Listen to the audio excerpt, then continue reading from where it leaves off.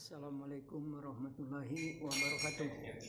Para sahabat Nabhan Abdullah Channel, pagi ini kita berada di Masjid Al-Muhajirin, Komplek Bank of Tokyo, Jatimamur, Pondok Gede, Bekasi, dalam rangka mengikuti kajian Ahad Subuh yang dibawakan oleh Bapak Haji Muhammad Su'eb Aidi, SE MSI, yang bertemakan membaca dan mentadaburin Al-Quran merupakan obat mujarab untuk menghilangkan penyakit kepikunan atau demensia.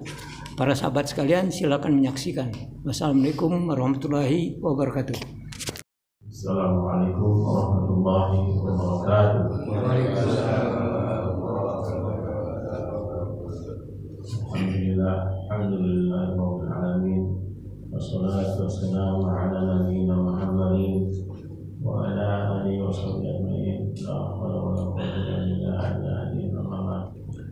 Mari kita senantiasa mengucapkan syukur alhamdulillah kepada Allah Subhanahu wa taala yang telah begitu banyak memberikan kepada kita nikmat, di antaranya adalah nikmat iman Islam, kemudian nikmat sehat dan kesempatan sehingga kita bisa melakukan sholat subuh secara berjamaah di Masjid Al-Muhajirin ini. Kemudian salawat dan salam semoga tercurah terlimpahkan kepada junjungan kita Nabi Muhammad SAW serta seluruh keluarga, sahabat dan umatnya yang telah istiqomah masalah Islam sampai hari kiamat nanti. Jemaah salat subuh yang dimuliakan Allah Subhanahu wa taala, sebelum kita mulai kajian kita pada pagi hari ini, baiknya kita berdoa untuk kedua orang tua kita, saudara-saudara kita, sahabat kita, sahabat kita yang telah mendahului kita. Semoga Allah Subhanahu wa taala mengampuni semua dosa dan kesalahannya, kemudian menempatkan mereka di sisi Allah sebagai tempat terbaik. Kita juga kita doakan kepada kedua orang tua kita, saudara-saudara kita, tetangga kita yang mungkin pada pagi hari ini diberikan musibah atau cobaan dari Allah Subhanahu wa taala, berupa apapun juga cobaannya. Semoga Allah Subhanahu wa taala berikan kepada mereka jalan keluar, yang sakit diberikan kesembuhan, kemudian yang ada problem-problem semoga diberikan kepada mereka kesabaran dalam menikmati ujian dari Allah Subhanahu wa taala. Begitu kita bacakan Al-Qur'an Al-Fatihah. A'udzu billahi minasyaitonir rajim. Bismillahirrahmanirrahim. Alhamdulillahi rabbil alamin. Ar-Rahmanir Rahim. Maliki yaumiddin. Iyyaka na'budu wa iyyaka nasta'in. Ihdinas siratal mustaqim. Siratal ladzina an'amta 'alaihim ghairil maghdubi 'alaihim waladdallin. Amin. Pagi ini kajian kita adalah orang yang rajin membaca Al-Quran itu insya Allah tidak akan pikun. Dalam kitab sahihnya Imam Bukhari meriwayatkan sebuah hadis bahwa Rasulullah SAW bersabda, khairukum min man ta'allama al-Quran wa 'allamahu. Sebaik-baiknya kalian ya khairukum adalah orang yang belajar Al-Quran dan mengajarkannya. Jadi man Al-Quran yaitu orang-orang yang mau belajar Al-Quran, wa 'allamahu dan mengajarkannya. Dalam riwayat ada sebuah pernyataan dari Ibnu Abbas radhiyallahu anhu yang berkata bahwa barang siapa yang selalu membaca Al-Quran, maka dia tidak akan pikun di usia tuanya, di mana dia tidak tahu lagi apapun yang dulu pernah diketahuinya. Itulah di dalam firman Allah di surat At-Tin, surat ke-95 ayat 5, Allah Subhanahu wa taala berfirman, "Tsumma radadnahu asfala safilin." Yang dimaksud dengan asfala safilin ini adalah tempat yang paling rendah. Kebanyakan ulama menafsirkan tempat itu adalah sebuah neraka. Namun sebagian ulama lainnya, di antaranya Ibnu Abbas radhiyallahu an, menafsirkan bahwa pikun di usia tua itu adalah mereka yang disebut dengan asfal safilin. Allah SWT berfirman, asfal safilin ini adalah pikun di usia tua. Selanjutnya di ayat 6, Allah SWT berfirman, innal ladzina amanu wa 'amilus sholihati falahum ajrun ghairu mamnun. Kecuali orang-orang yang beriman, illal ladzina amanu, kecuali orang-orang yang beriman. Apa ciri-ciri daripada orang yang beriman? Di antaranya adalah orang yang membaca Al-Qur'an. Wa 'amilus sholihati falahum ajrun ghairu mamnun. Mengerjakan kewajiban atau amal soleh, maka mereka akan mendapat pahala yang tidak ada putus-putusnya. Ini hadis diriwayatkan oleh Imam Hakim nomor 3952. Nah, dalam kitab Az-Zawajir an Iqtirafi al-Kabair dinyatakan bahwa sesungguhnya ulama tidak akan linglung. Jadi para ulama itu tidak akan linglung. Ini didukung oleh pernyataan Ikrimah dengan firman Allah yang Maha Kuasa dalam surat An-Nahl surat ke-16 ayat 70. Allah Subhanahu wa taala berfirman, A'udzubillahi minasyaitonir rajim. Wallahu khalaqakum tsumma yatawaffakum wa minkum may yuraddu ila ardalil umuri likai la ya'lama ba'da ilmi syai'a innallaha alimun qadir. Yang artinya, dan Allah telah menciptakan kamu kemudian mewafatkan kamu. Di antara kamu ada yang dikembalikan kepada usia yang tua atau pikun, sehingga dia tidak mengetahui lagi sesuatu yang pernah diketahuinya. Sungguh Allah Maha mengetahui, Maha Kuasa. Maka barang siapa membaca Al-Quran itu sungguh tidak mencapai keadaan ini, yaitu pikun. Yang dimaksud dengan tidak pikunnya adalah seorang ulama adalah dia tidak mencapai kepikunan orang biasa dalam hal kebiasaannya.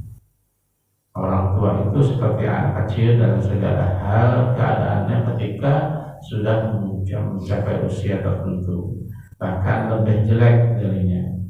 Kita lihat barangkali banyak orang-orang tua yang sudah lupa atau pikun ketika dia sudah makan tapi merasa dia belum makan. Nah, ini kepikunannya. Atau dia menaruh sesuatu yang tiba-tiba dia hilang, atau sesuatu itu yang dicari-carinya padahal ada di situ. Misalnya kacamata. Kacamata ini ketika orang tua pikun, padahal sudah ada di atas jidatnya dia, gitu. Dicari-cari kacamatanya kemana, gitu. Padahal ada di situ. Nah, ini ciri-ciri kepikunan. Oleh karena itu, para ulama sepakat bahwa orang-orang yang membaca Al-Quran, yang sering berinteraksi dengan Al-Quran, dalam artian bahwa membaca itu bukan hanya membaca, tapi juga mengartikan, kemudian dia mentadaburi Al-Quran itu sendiri, maka insya Allah tidak akan pikun. Orang tua seperti itu diceritakan bahwa para ulama sepakat orang-orang yang sering berinteraksi dengan Al-Quran pasti tidak akan pikun. Menurut Al-Qurtubi radhiyallahu anhu, dia berkata bahwa hal ini tidak terjadi pada seorang mukmin. Artinya adanya demensia atau penyakit mudah lupa dan kembali ke usia yang paling sengsara, yaitu pikun. Karena orang mukmin itu tidak terlalu cerdik ilmunya. Diriwayatkan dari Ibnu Abbas radhiyallahu anhu bahwa dia berkata, hal ini tidak berlaku bagi umat Islam, karena seorang muslim tidak akan bertambah panjang umur dan kelangsungan hidupnya kecuali dengan kehormatan di hadapan Allah, kemudian berakal sehat dan mempunyai pengetahuan. Nah, Ikrimah juga mengatakan, barang siapa yang membaca Al-Quran, ia tidak akan dikembalikan ke usia yang paling sengsara, yaitu pikun, sampai dia tidak mengetahui apa-apa setelah mempelajarinya. Jadi bahayanya ketika pikun datang, itu dia tidak mengetahui lagi apa-apa yang diketahuinya sebelumnya. Padahal sebelumnya dia adalah orang yang punya kemampuan dan kepandaian yang luar biasa. Tapi karena datangnya oleh pikun, penyakit orang-orang tua, maka dia tidak bisa mengingat lagi apa-apa yang pernah dia lakukan. Menurut Asyuti menyebutkan bahwa Abdul Malik bin Umayyah berkata, dulu banyak yang menyebut manusia yang paling terjaga pikirannya adalah para pembaca Al-Quran. Sementara itu, menurut Ibnu Abi Ad-Dunya yang menukilkan pernyataan Asy-Sya'bi, barang siapa membaca Al-Quran, dia tidak akan menjadi pikun. Dan yang masalah sumber Allah SWT dalam kitab Ad-Dawa Al-Bayan, Asy-Syankiti mengatakan ketika menafsirkan ayat tadi, tidaklah para ulama yang berilmu menderita kepikunan ini dan kehilangan ilmu dan akal karena usianya yang senja. Dan makna ini diambil dari beberapa tafsir dan firman Yang Maha Kuasa yang saya sebutkan tadi, yaitu surat At-Tin ayat 50, ayat 5 dan ayat 6, yang artinya kemudian kami kembalikan dia ke tempat yang serendah-rendahnya, kecuali orang-orang yang beriman dan mengerjakan kebajikan. Jadi ayat 5 dan 6 tadi menyatakan bahwa orang-orang yang senantiasa tetap melakukan interaksi dengan Al-Quran, dia insya Allah tidak akan ikut. Pengecualian bagi orang-orang yang beriman di sini, yaitu orang-orang yang senantiasa amil sholihat, yaitu melakukan kebajikan, karena mukmin yang mesti umurnya panjang, tetapi dihabiskan dalam ketaatan dan zikir kepada Allah SWT, itu adalah kesempurnaan akalnya. Sudah banyak cerita di mana membaca Al-Quran yang terus-menerus, senantiasa mentadaburi Al-Quran, setelah membacanya dia tidak akan menderita demensia. Demensia itu yang maksud adalah terjadi gangguan fungsi intelektualnya, termasuk pula kemampuan untuk mengingat sesuatu, terutama ingatan jangka pendeknya. Dia akan mudah lupa.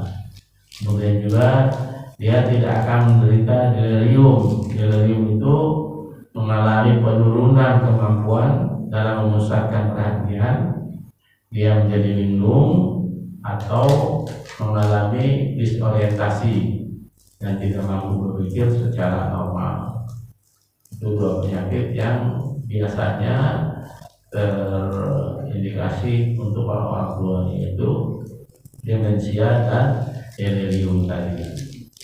Nah, membaca Al-Quran bukan hanya bernilai ibadah, tetapi juga dapat menjadi obat penawar jiwa yang gelisah, pikiran yang tak menentu, dan jasmani yang kurang sehat. Sebagaimana Allah SWT berfirman, A'udzubillahi minasyaitonir rajim, wa nunazzilu minal Qur'ani ma huwa syifaa'un wa rahmatul lil mu'minin. Ini dalam surat Al-Isra ayat 17 ayat 82, yang artinya, dan kami turunkan Al-Quran sebagai penawar dan rahmat bagi orang-orang yang beriman. Menurut Imam Al-Qurtubi yang menjelaskan bahwa ada beberapa pendapat dalam menafsirkan kasyifa pada ayat tadi. Yang pertama, Al-Quran dapat menjadi terapi bagi jiwa seseorang yang dalam kondisi kebodohan dan keraguan. Jadi orang-orang yang dalam kondisi keraguan terhadap sesuatu, maka di ayat ini kita berartikan bahwa syifa itu adalah terapi bagi jiwa atau orang yang dalam kondisi keraguan. Yang kedua, kata syifa ini juga diartikan sebagai bahwa Al-Quran itu membuka jiwa seseorang yang tertutup dan menyembuhkan jiwa yang rapuh. Jadi orang yang senantiasa tertutup jiwanya, ketika dia membaca Al-Quran maka akan turun asyifa. Asyifa itu adalah dia bisa membuka jiwa orang tersebut sehingga menjadi jiwa yang segar, jiwa yang senantiasa mengharapkan keridhaan Allah SWT. Yang ketiga, arti sifat di dalam ayat ke 82 tadi adalah menjadi terapi untuk menyembuhkan penyakit jasmani. Hal ini dikemukakan juga oleh Ibnu Qayyim al-Jauziyah bahwa membaca Al-Quran itu dapat mengobati penyakit jasmani dan rohani seseorang. Bagi Ibnu Qayyim, sumber penyakit rohani itu ketika seseorang, yaitu ketika dia mencari ilmu tidak mengharapkan ridho Allah SWT. Jadi dia tidak berniat mencari ilmunya itu dalam rangka mencari ridho Allah SWT. Kemudian dia juga menjalani hidup dengan tujuan yang salah. Nah, bila seseorang menuntut ilmu bukan karena Allah dan tujuan hidupnya bukan mencari ridho Allah, kondisi ini akan mengakibatkan kesesatan bagi seseorang tadi, kerusakan penyakit jasmani dan rohani. Nah, obat penawar yang mujarab untuk mengobati kedua penyakit ini yaitu mengakrabkan diri dengan Al-Quran secara intens, secara terus-menerus, sehingga penyakitnya akan terobati dengan dengan membaca Al-Quran tadi. Nah, Al-Quran ini juga akan mengatakan jalan terbaik untuk memaksimalkan eksistensinya, mengembangkan karakter baiknya, dan menjadikan seseorang itu memperoleh kebahagiaan baik dia ketika di dunia, apalagi ketika di akhirat nanti. Nah, terlebih lagi seseorang yang mengakrabkan diri dengan Al-Quran, dia akan memperoleh pertolongan Al-Quran di hari kiamat, sebagaimana Rasulullah SAW bersabda, Iqra'ul Quran fa innahu ya'ti yaumil qiyamati syafa'an al-ashabi. Bacalah Al-Quran karena sesungguhnya pada hari kiamat dia akan hadir memberikan pertolongan atau syafaat kepada orang-orang yang membacanya. Jadi betapa pentingnya membaca Al-Quran setiap pagi, karena ketika kita dipanggil oleh SWT menghadapnya, Al-Quran itu nanti akan memayungi kita, akan memberikan syafaat kepada kita sehingga kita akan diselamatkan di akhirat nanti. Dalam kisah ada seseorang yang jiwanya sedang gelisah, lalu dia mendatangi Abdullah bin Mas'ud radhiyallahu anhu. Orang tersebut meminta nasihat kepada Ibnu Mas'ud terkait kondisi hatinya yang gelisah. Dan ada orang yang datang kepada Ibnu Mas'ud karena hatinya sedang gelisah. Lalu Ibnu Mas'ud tadi menasihati orang itu untuk membaca Al-Quran, mendengarkan bacaan Al-Quran dari orang lain, mendatangi tempat di mana banyak orang membaca Al-Quran, dan memahami perintah Al-Quran dalam Al-Quran. Kalaupun kita misalnya belum sepenuhnya membaca dengan baik, maka bisa jadi kita melakukannya dengan mendengarkan bacaan Al-Quran dari orang lain, atau mendengarkan murotal Al-Quran yang ada di HP kita, atau kita punya alat yang kalau nggak salah kecil, itu yang kita bisa mendengarkan murotal Al-Quran dari sana. Nah, orang-orang yang seperti itulah yang menyebabkan hatinya menjadi tenang, kehidupannya menjadi aman. Nah, kemudian diceritakan dalam cerita ini, setelah mengamalkan anjuran dari Ibnu Mas'ud radhiyallahu anhu tadi, maka orang tersebut akan merasakan ketenangan jiwa, kejernihan pikiran, dan kesehatan, bukan hanya jasmaninya tapi rohani itu tadi. Jadi kita dianjurkan untuk senantiasa membaca Al-Quran kapanpun, dimanapun juga, karena Al-Quran itu merupakan syifa, merupakan obat. Bagaimana tadi disampaikan, "Al-Najiru bil-Quran ma huwa syifa wa rahmatun lil mu'minin", bahwa Al-Quran merupakan syifa, obat penawar, dan merupakan juga rahmat bagi orang-orang yang membaca. Namun pun begitu, kita dianjurkan bukan hanya membacanya saja, tetapi juga mentadabburi, mengetahui makna yang terkandung di dalamnya. Karena Al-Quran itu adalah pedoman, bagaimana dalam Al-Quran di dalam surat Al-Baqarah disebutkan bahwa wa huda wa rahmah lil mu'minin, gitu. Jadi petunjuk bagi orang mukmin itu adalah bagian dari bagaimana kita memahami Al-Quran sehingga menjadikan kita ada ketenangan, karena kita sudah mengetahui makna yang terkandung di dalam Al-Quran tadi. Maka dianjurkan oleh kepada kita bukan hanya memahami, bukan hanya membacanya, tetapi juga mengetahui artinya, mengetahui maksudnya. Tidak perlu juga mentadabburi bagaimana ayat-ayat Allah itu tadi menjadikan sebagai pedoman, karena Al-Quran itu adalah pedoman bagi kita sebagai orang-orang mukmin. Jadi jangan sampai kita lalaikan Al-Quran itu, ditinggalkan begitu saja, sebagaimana Rasulullah SAW mengadukan kepada Allah Subhanahu Wa Taala bahwa umatnya telah melalaikan Al-Quran. Maka kewajiban kita bukan hanya membaca, tapi mempelajari lebih dalam dari apa-apa yang ada terkandung dalam Al-Quran. Karena Al-Quran itu pedoman.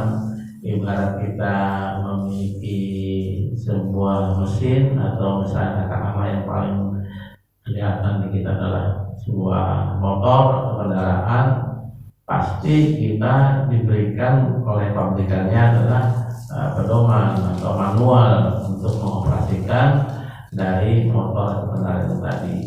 Nah, kita tentu membaca bagaimana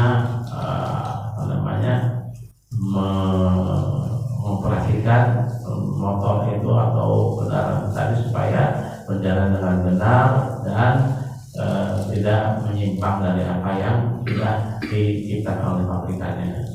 Begitu juga Al-Quran, ketika manusia diciptakan Allah SWT, dibarengi dengan adanya pedoman atau buku petunjuk bagaimana mengoperasikan hidup ini, bagaimana kita agar selamat di dunia dan kemudian berbahagia di akhirat, bagaimana agar kita menjadi orang-orang yang senantiasa mendapatkan perlindungan dari Allah SWT. Apa perlindungannya? Ya, berupa petunjuk mana kita hidup dan menjalani kehidupan ini dengan sebaik-baiknya. Apalagi yang menimbulkan oleh kita selain mempelajari Al-Quran. Oleh karena itu, orang-orang yang senantiasa membaca Al-Quran, insya Allah tidak akan pikun sampai hari lanjut usianya. Sebagaimana dalam surat Yasin, Allah SWT berfirman bahwa ketika umurnya dipanjangkan, dia akan mengalami kepikunan. Kepikunan inilah yang bisa merupakan apa-apa yang sudah pernah dilakukannya. Oleh karena itu, dengan membaca Al-Quran, insya Allah kita terhindarkan dari kepikunan tadi, dari penyakit demensia, dari penyakit delirium, penyakit yang biasa dihinggapi, terhinggapi kepada orang-orang yang usia lanjut. Banyak dari contoh-contoh di mana ada orang yang secara fisik dia kuat, secara fisik dia baik, tapi secara pikiran dia sering lupa. Karena ada obat yang paling mujarab adalah ketika kita membaca Al-Quran dengan sebaik-baiknya. Bacalah Al-Quran dengan tartil, pelan-pelan, tidak usah terburu-buru, kemudian dibacakan artinya sehingga kita merasakan bahwa ada sebuah kenikmatan ketika kita membaca dan mengerti maksud yang disampaikan dalam Al-Quran tadi. Kalaupun misalnya kita tidak sempat untuk membacanya, paling tidak kita mendengarkan dari manapun juga, apalagi hadir di majelis di mana dibacakan Al-Quran, sehingga kita merasa bahwa dengan Al-Quran itu kita akan mendapatkan ketenangan yang menjadikan insya Allah obat bagi kita sebagai obat yang mujarab untuk penyakit, bukan hanya penyakit jasmani tetapi penyakit rohani. Di antara penyakit rohani yang sering kita dapati adalah adanya merasa bahwa kita adalah manusia terbaik. Nah, ini kesombongan yang seperti ini adalah penyakit yang harus dikikis oleh kita supaya apa?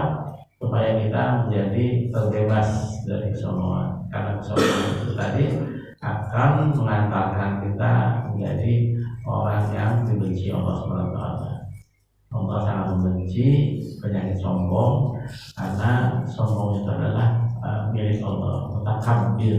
Dalam salah satu sifat Allah adalah merasa Allah mutakabbir, Allah itu lebih besar dari segalanya. Jadi jangan sampai ada kesombongan di hati kita, karena kesombongan itu akan mengantarkan kita tidak bisa menegakkan kebenaran.